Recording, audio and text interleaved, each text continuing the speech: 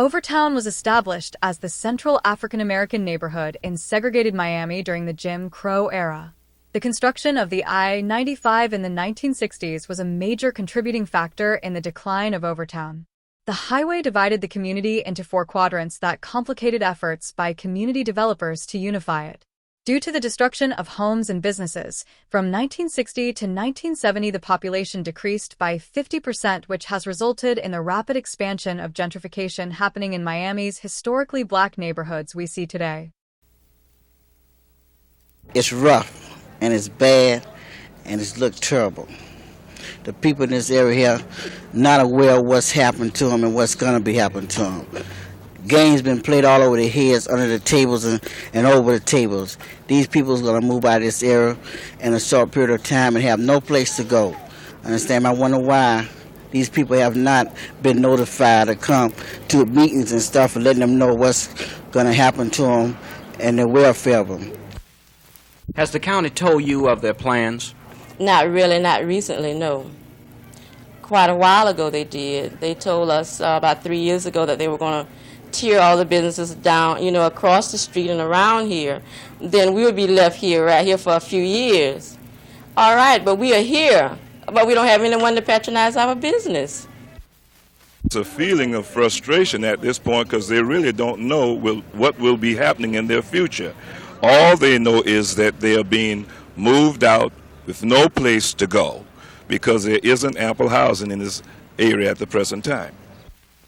Whatever plans the city and county have for the redevelopment or destruction of the so-called pit area, Goodbread Alley, or Central Negro District, hardly anyone here knows. But most of the people living here and owning businesses do feel threatened and suspicious of government's promise of more housing and better services. Most of all, the people feel defenseless and without much hope. This is C.T. Taylor, Channel 4 News reporting from Goodbread Alley.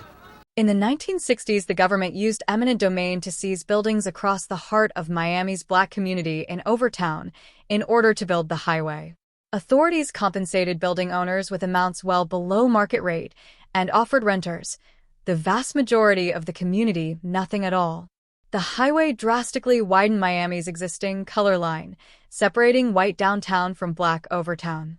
Before the 1960s, official Jim Crow segregation laws severely limited housing options for black Miamians, with Overtown being the only central location not officially whites only. One of the nation's oldest segregated public housing projects gets torn down for redevelopment. When I was a child, my grandfather always would say, they're going to come take Liberty City because we don't flood. But this is no Hollywood drama. This is real life. And some of South Florida's most vulnerable residents are living it. So we're here in Liberty Square, and the street we're on actually is an example of the gentrification. Climate justice activist Valencia Gunder was born and raised in Liberty City. She's one of the film's protagonists, our guide, to show us what's been happening here over the past several years. We already seen the displacement of communities, right? And also we're seeing the change in this happening super rapidly, right?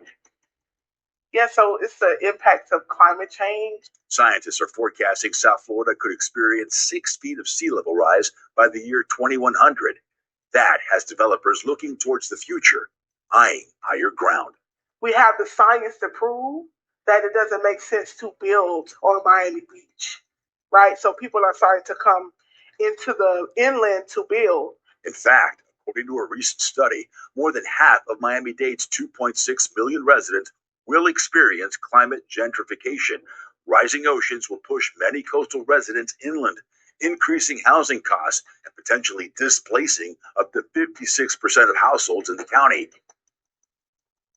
Ignored by speculators for decades, the historically black Liberty City is now the promised land, sitting at one of the highest elevations in Miami-Dade, 10 to 12 feet. And that shows the trends of people moving into these areas because they are deemed weather